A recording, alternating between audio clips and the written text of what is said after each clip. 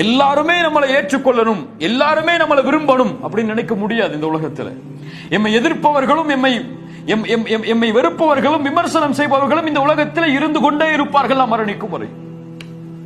ஒரு 100 பேருக்கு உங்களுடைய செயல்பாடுகள் பிடிச்சிருக்குன்னா 2 பேருக்கு பிடிக்காம தான் இருக்கும்.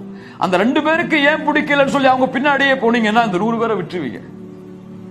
100 பேரை விட்டுருவீங்க. அபூ லஹபும் ஆஸ் இப்னு வாயிலும் தான் முக்கியம் என்றால் அந்த நபித்தோழர்களுக்கு வழிகாட்டுவது யார்? அவர்களை விடுங்கள் நபி, அவர்களுடைய செயல்பாடுகளை அவர்களோடு அவர்களுக்கு நான் பார்த்துக் கொள்கிறேன். அவர்கள் பேசிய விஷயத்திற்காக அல்லாஹ் விட மாட்டான். தவறாக ஒரு மனிதரை பற்றி பேசி அவருடைய மனம் புண்பட்டு விட்டால், உண்மையில் அவரிடத்தில் எந்த தவறு இல்லை என்றால் அவர் அதற்கு பழிதிருக்கிறாரோ இல்லையோ, அதை அவர் கணக்கிடுகிறாரோ இல்லையோ, அல்லாஹ் கணக்கிட்டே தீருவான். அதற்காக யார் நம்மளை பற்றி பேசினாலும் சிரிச்சிட்டு போயிடணும்.